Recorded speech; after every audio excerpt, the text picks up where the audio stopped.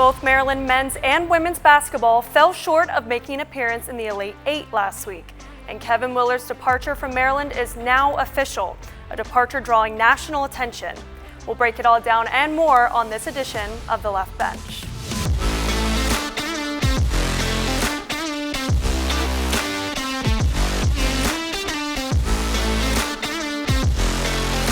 We have a team full of awesome athletes and great players.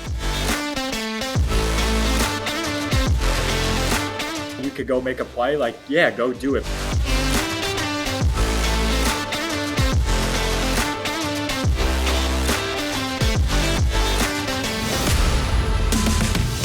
Welcome back to The Left Bench. I'm Ryan Martin, fired up to be back with Laura Shaughnessy. And Laura, the news here in College Park and across the country, it seems, is this Kevin Willard saga with Maryland men's basketball. Yeah, Ryan, even before the Terps lost to top-seeded Florida, the rumors of Willard leaving Maryland men's basketball for the vacant head coaching job at Villanova has become the top story in collegiate sports. Even in the middle of March Madness, it's Maryland's head man who's taken up all of the headlines. Talks of Willard heading to Villanova should come as a surprise to no one. Villanova has been actively searching for a head coach since they relieved Kyle Neptune of his duties earlier this month. Neptune failed to reach the NCAA tournament ever since he took over for Jay Wright in 2022. With Willard's Big East experience and a Sweet 16 appearance finally under his belt, he shot to the top of Nova's list of candidates. The saga began, though, at the beginning of the NCAA tournament, where Willard began making public comments about the financial state of the Maryland Athletic Department amidst contract negotiations. Then Athletic Director Damon Evans took an open role with SMU, leaving lots of speculation around the department. Even more question marks floated during the second and third rounds of the tournament, with Willard making some questionable remarks at the podium and fans losing all trust. Willard would then sign with Villanova. But let's rewind and hear from Willard himself. First, here's what he had to say before Evans' departure about the current state of the program. He gave me a term sheet right before Selection Sunday. I really wasn't focused on it. Been focused on this team, and obviously it's difficult right now because I think we know his situation. He's probably going to SMU, so it's kind of tough to negotiate with somebody that's maybe not here. But I need to make fundamental changes to the program. That's what I'm focused on right now. That's why probably a deal hasn't got done. So Willard essentially confirms the unconfirmed news that Evans is off to SMU and mentioned those two big words that he wants to see different in College Park: fundamental changes. Meanwhile, the Terps were on their way to the Sweet 16 after a thrilling buzzer beater from Derek Queen in the second round. But all eyes were on Willard and his future, especially after reassuring his players and fans that he planned to stay. After the loss to Florida, Willard was asked about his future and potential to Villanova. Take a listen to what he said 3 years earlier at Seton Hall before leaving for Maryland. So I have not even, no, I don't know what I'm doing. I'll just be honest with you. I haven't talked to my agent. I haven't talked to my wife. I made a promise to this team that I was going to just focus on this team. I'll give you exactly what I can tell you. I have an agent who I haven't talked to yet. I don't know who he's talking to. I have absolutely no idea, but when I get home tomorrow, I'll talk to my agent and discuss things with my agent. Feels like deja vu there from Willard with his last year at Seton Hall to just days ago at Maryland. And with Willard's departure, the dominoes have started to fall. Huge contributors for the Terps are already heading to the transfer portal. The two biggest names already in the portal are two members of the Crab Five with remaining eligibility. That's starting guards Jacoby Gillespie and Rodney Rice. Tafara Gapare and Jay Young have also entered the portal, and incoming freshman Christian Jeffrey has just decommitted. Now only time will tell if these players will stay with the program pending the new coaching hire. Will they follow Willard to Villanova, or will they make a name for themselves at a new school? So between that carbon copy Seton Hall and Maryland response from Willard and Damon Evans' departure, the fate for Maryland basketball is uncertain just days after a Sweet 16 appearance. Here to discuss what's next for Maryland is Testudo Times' Colin McNamara. Colin, thanks for joining us today. Thanks for having me. Colin, great to have you here. After we know a lot has gone down over the last 2 weeks with this Maryland men's basketball program, we just want to have you give us your thoughts on what's happened and what drove Willard out of College Park. How do you think he handled all of this? Yeah, I think it's a pretty unanimous consensus around College Park and just college sports in general is that he handled this poorly.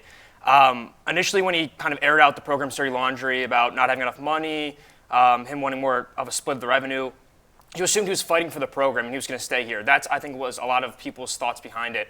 But then he ends up leaving, and a lot of reports come out that he actually accepted the job, or at least was planning to accept the job before he even said those comments. So it seems like kind of a more, I guess, tactical or classy way of going about things would have just been to stay silent, give the usual coach jargon when asked about these questions. But Willard decided to take his own path, and that's led him to probably being the most hated person in College Park right now. Yeah, and for a program without a coach and no athletic director, you're going to lose some pretty big contributions like Derek Queen, Juju Reese, and everyone in the transfer portal as of today. So who do you expect to fill in those gaps next year, and how can Maryland really attack the transfer portal to their advantage? Yeah, it's hard to say who they're going to get. It's whether, did they go get an athletic director first, head coach? A lot of pieces of the puzzle that need to be filled here. But among the names, Luke Murray from UConn. There's Chris Beard from Ole Miss being thrown in there, although I'm not sure if that makes sense for both sides. There's Tony Skinn, who's kind of a DMV guy, known for his recruiting chops, so he could be brought in here. But they need to move fast, like you said, with the recruiting or the transfer portal. Teams are already bringing in people, like we said today. 4 Maryland players already entered. They could be brought back potentially, depending on who the next coach is. But they got to move fast because they're behind the 8 ball, both with athletic director, players, and the head coach. So they got to move fast here. Yeah. You mentioned the challenges that Maryland has now. No athletic director, no Maryland men's basketball coach either. That's a long process, though, to bring in an athletic director. So how can Maryland kind of find a way to work quickly, as you said, not get behind the transfer portal, but still might not know who your boss is if you're coming in as the next Maryland men's basketball head coach? Yeah, it's definitely a concern. That's why I think a lot of fans are pointing towards people with ties to Maryland, where it doesn't really matter who the athletic director is. Money isn't the biggest concern. Obviously, it's always going to be a concern, but it isn't the biggest concern. It's somebody who wants to fight for the program, which is why a lot of people are pointing towards Tony Skinn, who worked with Willard his first year here. There's also been, Steve Blake has thrown his name in the hat. There have been a bunch of other Maryland alums. Not sure if that will happen. Not sure if the experience lines up to get a position like the Maryland men's basketball head coach, but I think a lot of it's just relying on the brand of Maryland basketball, really, and the success that other coaches have had here will really bring somebody, hopefully, of value in. But yeah, like you said, without knowing who your boss is, one of the concerns that Willard pointed out, a lot of it's up in the air, and it's a scary job to take right now, to be honest. Yeah, and knowing what we know now about the situation and how things turned out, ultimately, how could Willard have handled this differently, and what stakes do you think were at play that ultimately led to his decision? Yeah, I think a lot of the stakes at play were one, I don't think he liked the Big Ten very much. He's complained throughout the year about travel. Whenever he gets a road loss or even a loss at home, the excuse is always travel and all that. And now going to the West Coast, I'm sure he's not a big fan of that. And he's a Big East guy. He likes to be on the East Coast. He's from New York, staying kind of in that region where you just kind of all play each other. I think that's something that went into it. Also, just the money-wise, which has been very publicly proclaimed by Willard.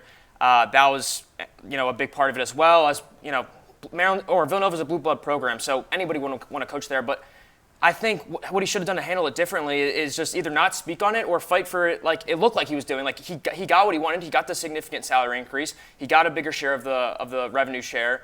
But ultimately, he asked for these demands, and then when they were met, he still left. So it's a really weird tactical approach that he took. I think going with the normal coach jargon that most coaches usually do would have been a better approach, and kind of stayed quiet and kind of avoided questions. But he really liked to play the game, and it honestly seemed like he enjoyed it. When he was asked about a question, the pre-Florida game, he completely dodged and started talking about Walter Clayton. And at the end of it, he kind of was like hiding a smirk. So it seemed like he kind of enjoyed this. I don't know what that says about his character. Not going to comment on that. But whatever tactical, again, position he was using, I guess worked for him. He has the job that he wanted. Whatever game that Willard was playing, it was completely dominated by his play. It seems like there's every domino is still to fall here for Maryland men's basketball, and a story that's captivating the entire collegiate basketball landscape. But Colin, thanks so much for answering a few questions and breaking it down with us today. Thanks for having me. You can keep up with Colin on X at Colin McNamara 05 and read his latest pieces at Testudo Times and in the Baltimore Sun. Lots of coaching drama, but how about the team? Because this season was one to remember. Maryland ends its historic season just shy of the Elite Eight as it fell to number 1 seed Florida in the Sweet 16 on Thursday, 87-71. Florida led early, but Derek Queen helped Maryland not just claw back in, but gain a 28-27 lead. A couple more buckets, but Maryland trails Florida 40-38 at halftime. It's the Gators, though, who lead the entire second half, outscoring the Terps 47-33 in the last 20 minutes of regulation. Maryland forced 17 turnovers, including 12 steals, the most turnovers in an NCAA tournament game since 2010. Derek Queen led the Terps with 27 points, 5 rebounds, and 2 steals, as 4 out of 5 of the Crab Five scored in double digits. The Terps end their season with their first Sweet 16 appearance in 9 years, but a game overshadowed with drama off the court. Now to the women, who achieved eerily similar success to the men in this year's NCAA tournament. Maryland women's basketball also had an easy first-round W, its most dramatic win of the season in round 2, and then a Sweet 16 loss to a top-seeded juggernaut to end its season. Number 4 seed Maryland's tournament run started right down the road at the Xfinity Center. The Terps hosted number 13 Norfolk State in the round of 64 and downed the Spartans by 13. Then, maybe the game of the year in college basketball. Maryland versus Alabama in the second round did not disappoint. And if their hearts didn't stop first, Terp fans were treated to a 111-108 double overtime Maryland win, the second highest scoring women's NCAA tournament game ever. Cheyenne Sellers and Sarah Tibiasu combined for 54, enough to fend off a 45-point outburst from Bama's Sarah Ashley Barker, the most points scored by a men's or women's player at the Xfinity Center of all time. The Terps then played defending champions South Carolina closely in Birmingham, Alabama, even leading the number 1 seed Gamecocks at halftime. But Don Staley's squad clawed back for the 71-67 win, a game in which Maryland never trailed by more than 6 points. South Carolina now heads to Tampa, where it'll play in its 5th consecutive Final Four. Number 2 Maryland men's lacrosse was coming off its first loss of the season last week, but the Terps had an opportunity to get back in the win column against Penn State on Saturday. Will Shaler forces a couple of turnovers early on, and the Terps make some noise. Braden Erksa and Eric Spanos both notch hat tricks to give their team the 7-2 lead at half. Different story in the second half as the Nittany Lions outshoot Maryland by 8, including a couple of goals from Jack Amony and Matt Traynor in the third. But in the end, Penn State couldn't get through the brick wall that was Logan McNaney on Saturday. 10 saves, including 6 in the second half, keeps Maryland in the lead, and Daniel Kelly scores a couple to put the game to bed. Maryland wins at 13-8, 1 goal shy of their season high against the Penn State defense that ranks top 20 in the country. Our guys did a good job of looking for each other, a lot of assisted goals. The transition ones make it a lot easier because you're obviously, your hands are free, which is good. I think the big thing, obviously, you look at it, and certainly we got to get better as second half, some things there defensively, face-off wise, second half, those are things that we definitely need to clean up. Now don't go anywhere, because when we come back, we'll discuss all things NFL draft and where we can expect some Terps to land on draft day. And we'll take a look at how some Terps fared at Maryland's Pro Day ahead of the NFL draft. Don't go anywhere.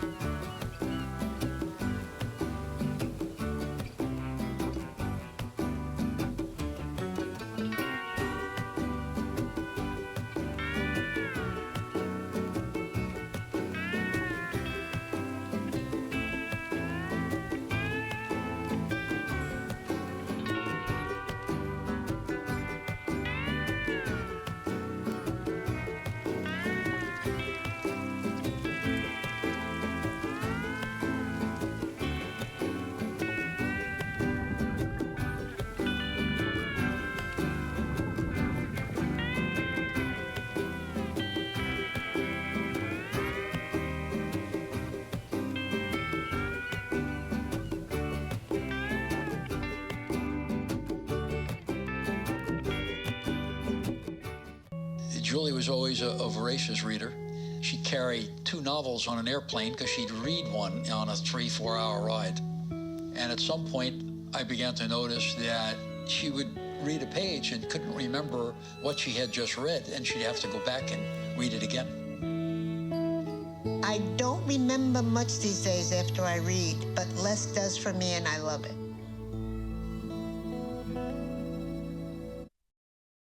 Welcome back to the Left Bench. I'm Laura Shaughnessy. That's Ryan Martin. And Ryan, we have a few Terps gearing up for the upcoming NFL draft. Yeah, Laura, Maryland football held its pro day on Friday, and it was a busy morning at the Jones Hill House. The NFL draft is a major stepping stone for a handful of the most elite college football players. But first, these players need to wow their potential NFL employers.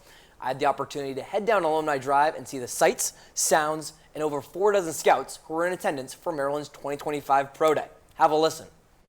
Maryland football hosted its 2025 Pro Day on Friday in front of a packed Jones Hill House. 31 NFL teams brought 66 combined scouts and coaches for this highly anticipated day of drills.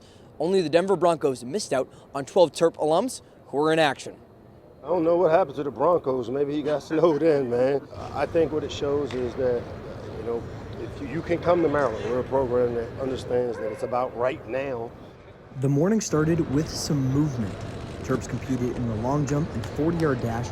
The linebacker Ruben Hippolyte wowed both scouts and teammates with a blazing 40. They were all anticipating that, so I was just excited to showcase that.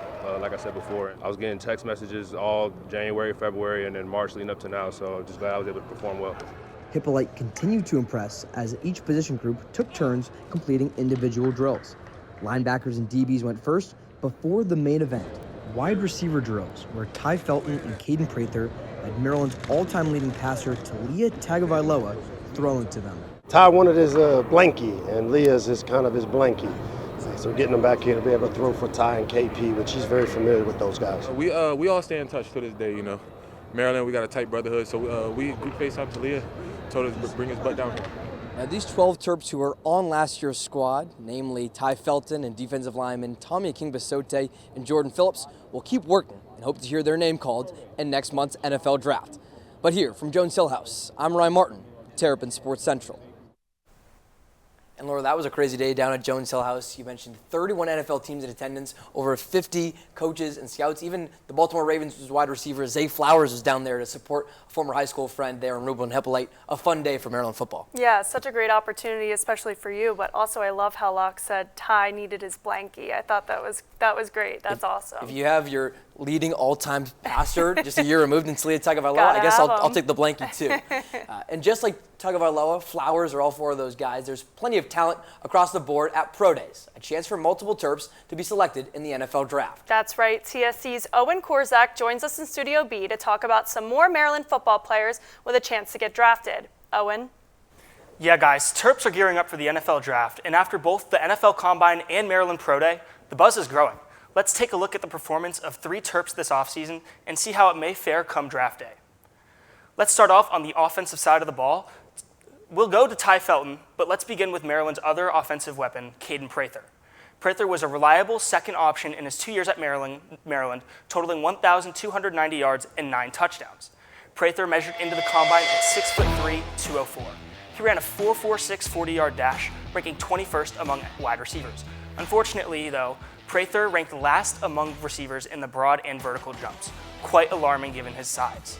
It could be a stretch seeing Prather off the board anywhere before the 6th round, but given his frame, a team in need of a big-bodied receiver like the Ravens, the Jets, or the Colts may take a swing on KP.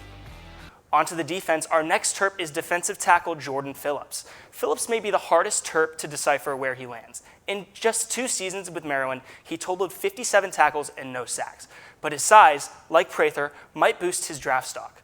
At 6'2", 312, Phillips is a beast. He ranked first among all defensive tackles and second among all defensive players with 29 bench press reps. And at just 20 years old, he has a whole lot of time to turn that athleticism into raw talent. At Maryland, Phillips amassed 26 pressures and 31 run stops, only missing 3% of his tackles as a Terp. Given his frame, his high ceiling, I could see a team like the Cardinals or the Bengals take a swing on Phillips anywhere from the 3rd to 5th round of the draft. Teams that need a big-bodied athlete in the interior may find Phillips an intriguing fit. And to close things out, we're going to Ty Felton. If you watched or listened to any Maryland football game this year, you certainly heard Felton's name a lot. He broke the school record for catches in a season with 96, while posting the 2nd most yards and touchdowns in a season with 1,124 yards and 9 TDs.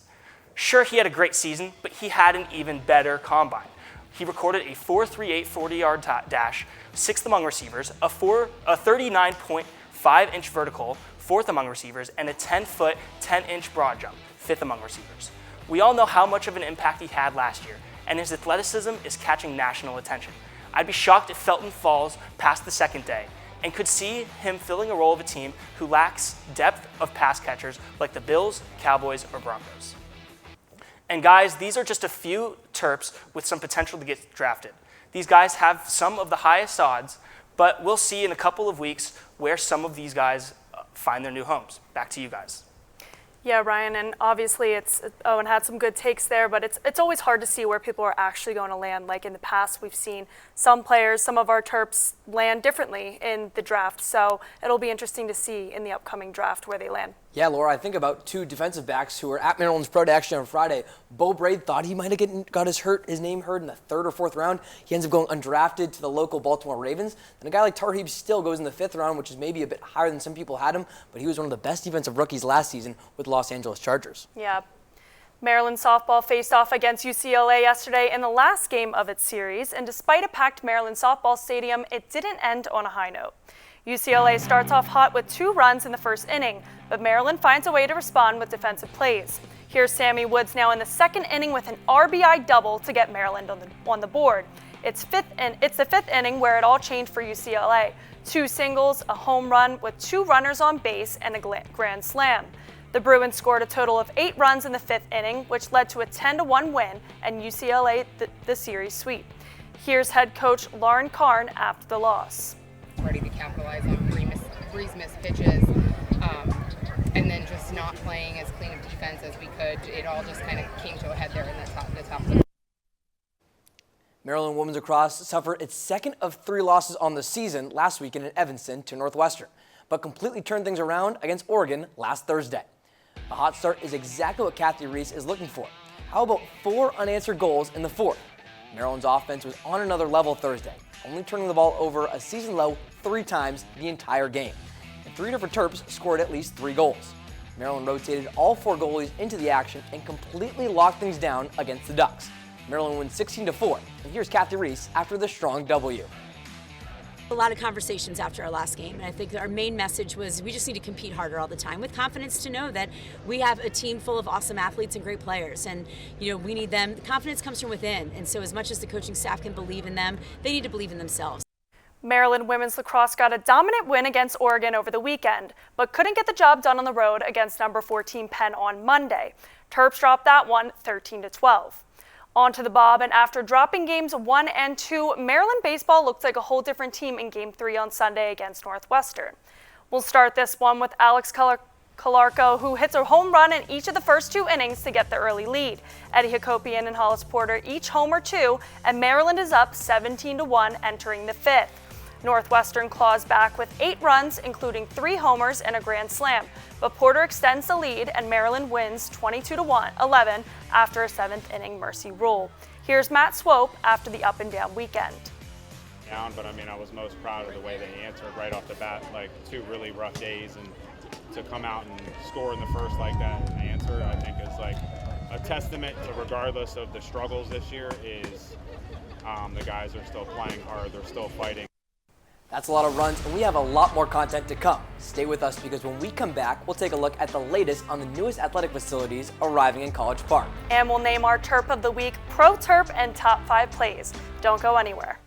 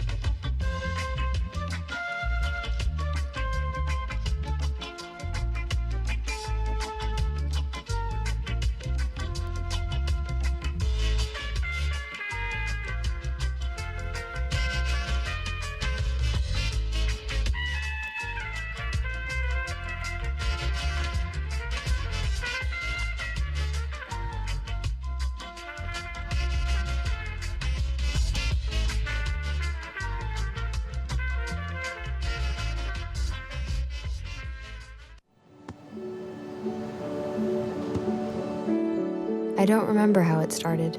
Go to that. Our back and forth. It always came back. Dad! You probably don't remember what you told me. That was perfect. But I heard every word.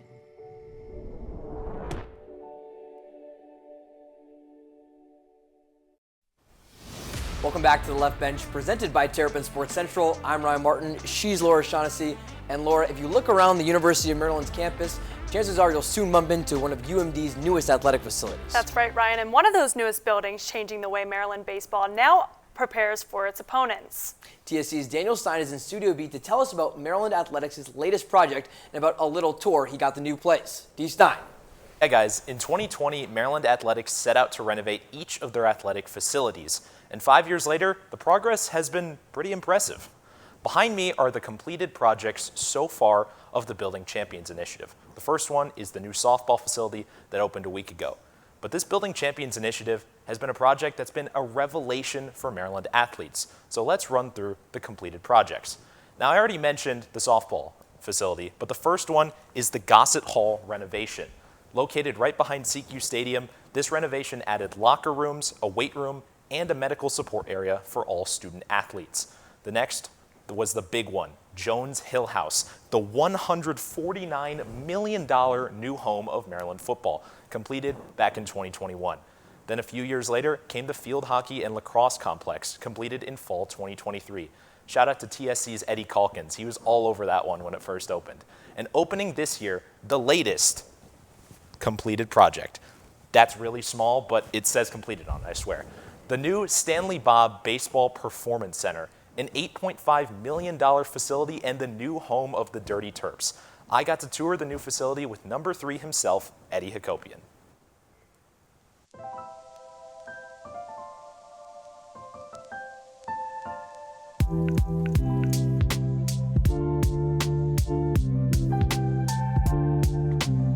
What's up, guys? I'm here at the new Stanley Bob Baseball Performance Center, here with Maryland infielder and captain Eddie Hakopian.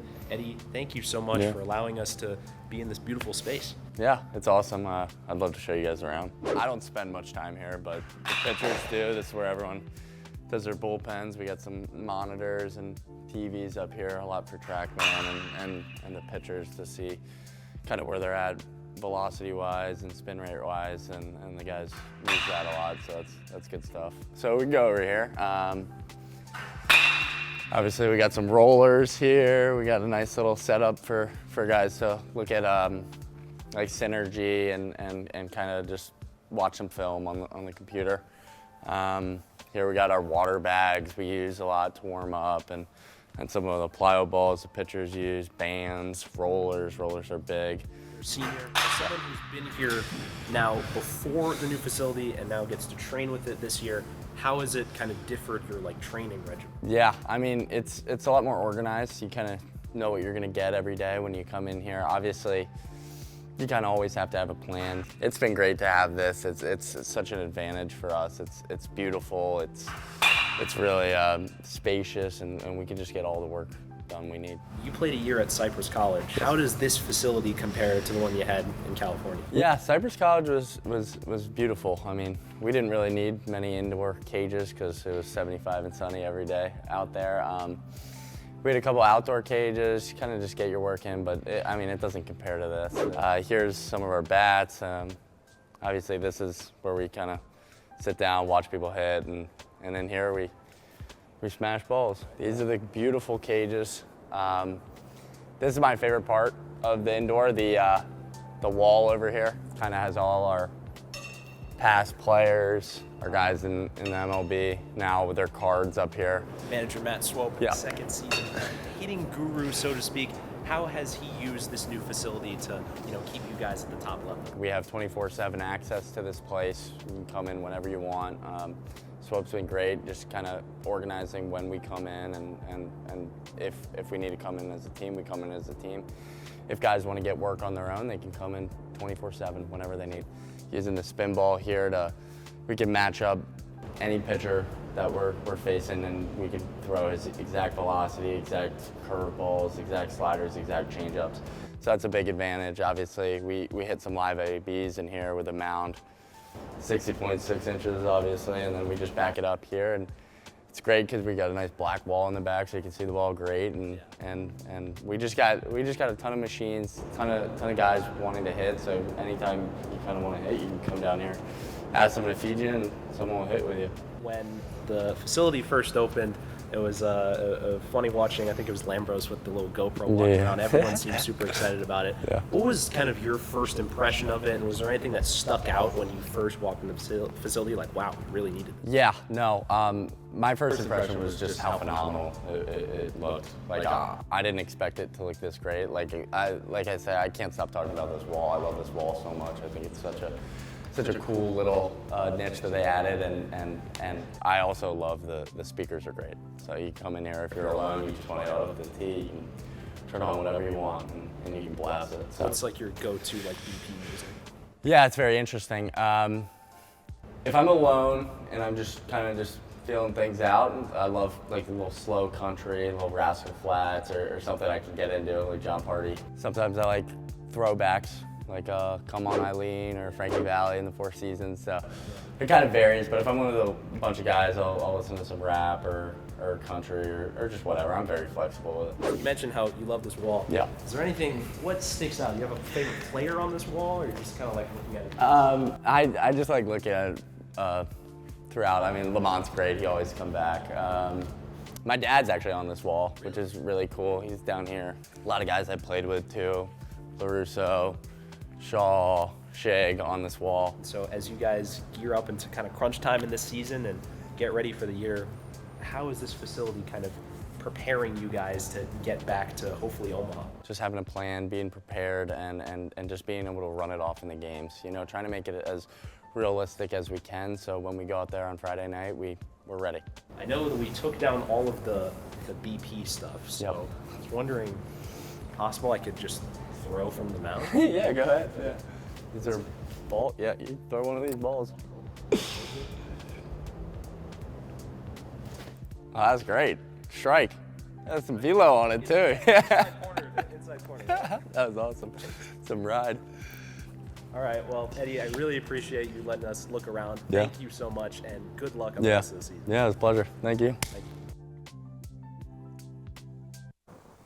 And special thanks again to Eddie and the team for giving me a tour of the new facility and for allowing me to live out my dreams of throwing my heater in front of an audience. I hit the inside corner. Trust me. Back to Ryan and Laura. We'll trust you on that, Daniel. Thanks so much for everything there. And Laura, we just got to look there at the new Performance Center. That is a nice building for Maryland baseball. Yeah, it's been really cool to see how much they're building up these athletic facilities, this being the newest one. So it'll be cool to see it when it's done. Of course, and as you saw right there, baseball is one of the 8 Maryland sports still in action with this school year, with both basketballs out of the tournament now. But that didn't stop a certain Terp from shining recently on the hardwood. This week's Terp of the Week is Maryland women's basketball's Sarah Tibiasu. The VCU transfer was phenomenal for the Terps this past week in a win against Alabama and loss to top-seeded South Carolina. Tibiasu averaged 19 points and about 4 made triples over the 2-game span, a line that included a season-high 26 points against the Crimson Tide on Saturday. Congrats to Tibiasu on a great first and only year in College Park, a season that ends by being named our Terp of the Week. After inking a deal with the New England Patriots, it was only right for us to name former Maryland wide receiver Stephon Diggs as our Pro Terp. Diggs makes the move from Houston after just 1 season. He previously played in Minnesota and Buffalo before being traded to Houston in 2024. He signed a 3-year deal with the Patriots just this past week, making for a promising addition to a troubled New England offense.